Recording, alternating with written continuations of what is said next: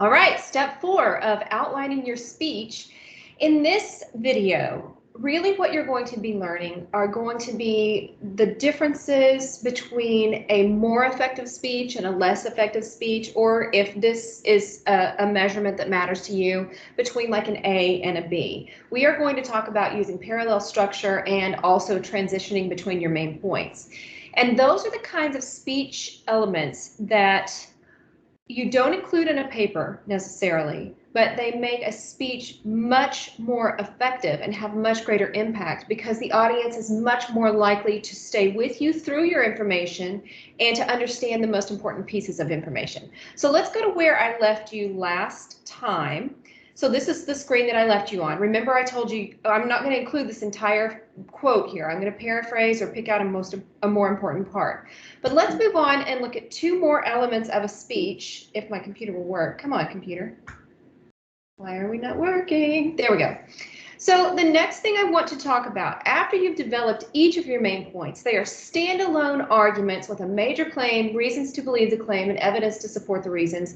We can actually make them better and make them work better in our speech by using parallel form. Your textbook calls it parallel structure. It's the same thing. So if I look at my main points, and I've just put a quick overview of my main points here.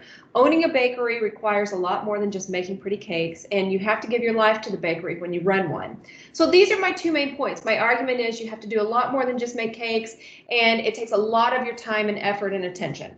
Okay, now if I'm using parallel form, I'm going to phrase each of these major elements, these main points, in such a way that they're very similar and that they reflect back to my core purpose. Well, what's my core purpose?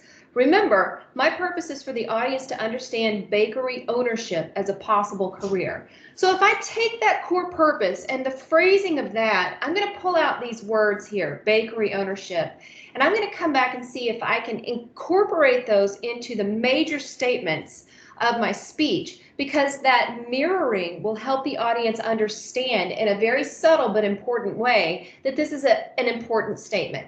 So instead of saying owning a bakery requires more, I say bakery ownership, because I said that in my thesis statement.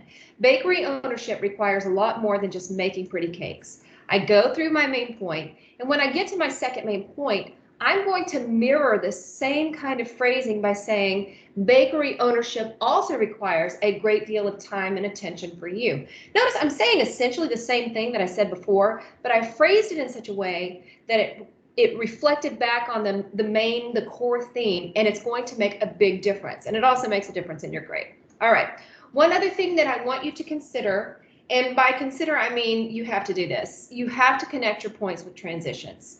You have to tell the audience we're moving from one important thing to another. And so when you connect your points with transitions, it's like you're telling the audience, first we're going to go here, and then after we drive 3 miles, we're going to go here, and then we're going to turn left. That's what your transitions do. They help the audience move through the information with you. Remember, the audience doesn't know where you're headed. You have to bring them with you. So for my speech, I might say something like, now that you know about all of the additional duties you'll have as a bakery owner, that's summarizing my first main point, and I'm telling my audience, stay with me, we're moving to a new one. Let's look at what kind of business you can expect to manage, okay? Other examples, very simple. Another great way to gain the attention of your audience, the third step in the speech-making process, anything to help the audience know we've finished one important thing, let's look at another important thing. So after you've developed your main arguments, you are going to connect them with transitions, and you are going to phrase them in similar ways so that they stand out to the audience. Up next, I will talk about introductions and conclusions and putting your outline together in the format that I added to your downloads, the outline template. All right, good luck.